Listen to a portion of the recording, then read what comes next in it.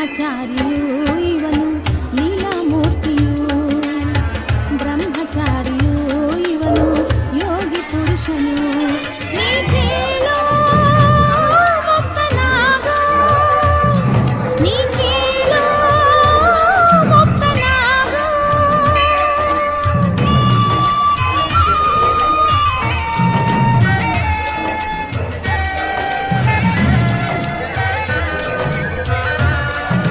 ಸ್ವಗ್ರಾಮ ಕೇಳುವ ತೊಡಗಿದನು, ಗೋಗಳ ಕಾಯುತ್ತ ನಡೆದಿದನು. ಬಿಸಿಲು ಗಾಳಿ ಮಳೆಯೆನ್ನದೆ ಆಲಕನೂರಿಗೆ ಬಂದಿದನು. ಕರೆಸಿದ್ದ ದೇವರ ಹೊಲದಲ್ಲಿ ಆಕಳು ಬೆಳನಾಶ ಮಾಡಿದನು. ಸಿದ್ಧಿ ಪುರುಷ ಕರೆಸಿದ್ದನು, ಅಲ್ಲಿಗೆ ಓಡೋಡಿ ಬಂದಿದನು. ವೈರನಾಶದ ವೈರ ಹಿಡಿಯದೆ ತಪಗೈವ ಸಿದ್ಧನ ನೋಡಿದನು. ಬಿಸಿಲ ತಾಪವ ಸಹಿಸುವ ಸಿದ್ಧಗೆ, ಬಿಸಿಲ ತಾಪವ ಸಹಿಸುವ ಸಿದ್ಧಗೆ ಸರ್ಪದ ನೆರಳ ನೀಡಿದನು. ಬ್ರಹ್ಮಚಾರಿಯೂ ಇವನು ಲೀಲಾಮೂರ್ತಿಯೂ, ಬ್ರಹ್ಮಚಾರಿಯೂ ಇವನು ಯೋಗಿ ಪುರುಷನು. ನೀ ಕೇಳೋ ಮುಕ್ತನಾಗೋ, ನೀ ಕೇಳೋ ಮುಕ್ತನಾಗೋ.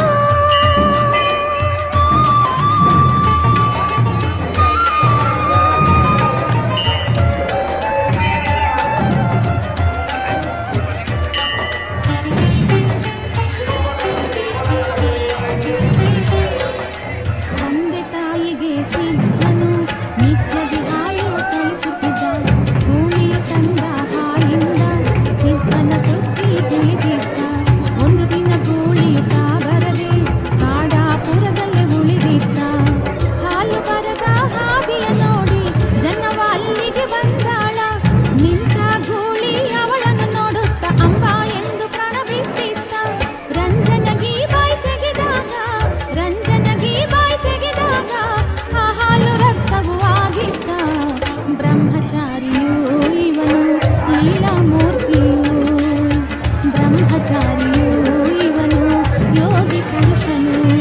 ನೀ ಕೇಳೋ ಮುಕ್ತನಾಗೋ, ನೀ ಕೇಳೋ ಮುಕ್ತನಾಗೋ.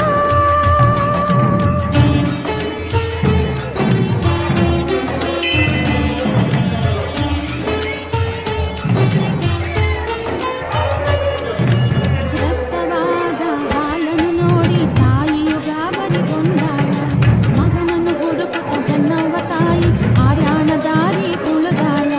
ನಂದಿ ಕುರಳಿ ಎಡ್ರಾವಿ ದಾಟಿ ಮುಂದಕ್ಕೆ ಅವಳು ಸಾಗ್ಯಾಳ.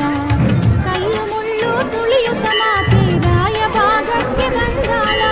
ತಾಯಿಯ ರಕ್ತದ ಪಾದವ ನೋಡಿ ಚೆನ್ನಯ್ಯ ಮನದಲ್ಲಿ ಮರುಗಾನ. ತಾಯ ಚರ್ಮದಿ ಚಮ್ಮಾಳ್ಗೆ ಮಾಡಿ, ತಾಯ ಚರ್ಮದಿ ಚಮ್ಮಾಳ್ಗೆ ಮಾಡಿ ತಾಯಿಗೆ ಮೆಡಲು ಕೊಟ್ಟಾನ.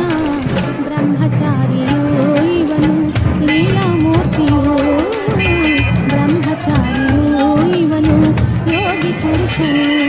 ನೀ ಕೇಳೋ ಮುಕ್ತನಾಗೋ, ನೀ ಕೇಳೋ ಮುಕ್ತನಾಗೋ.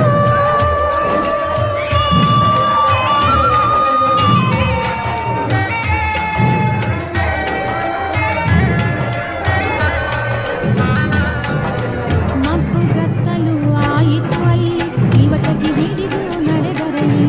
ಮೊರಬ ಹಳ್ಳ ದಾಟುವಲ್ಲಿ ಜ್ಯೋತಿ ನಂದಿ ಹೋಯಿತಲ್ಲಿ. ಕತ್ತಲಲ್ಲಿ ದಾರಿ ಕಾಣದೆ ಗಂಗಾ ಮಾತೆಯ ನೆನೆದಾಳಲ್ಲಿ. ಎಣ್ಣೆ ತೀರಿ ಹೋದ ದೀವಟಗಿ ಬೆಳಗಲು ಗಂಗೆಯು ಬಂದಾಳಲ್ಲಿ. ಭಕ್ತಿಗೊಲಿದ ಭಾಗೀರಥಿ ನೀರ ನೀಡಿ ಜ್ಯೋತಿ ಬೆಳಗಾಳಲ್ಲಿ. ಜ್ಞಾನ ಜ್ಯೋತಿಯ ಬೆಳಕಲ್ಲಿ, ಜ್ಞಾನ ಜ್ಯೋತಿಯ ಬೆಳಕಲ್ಲಿ ಕೊತ್ತಲ ಕೆರೆಗೆ ನಡೆದಾಳಲ್ಲಿ. ಬ್ರಹ್ಮಚಾರಿಯೂ ಇವನು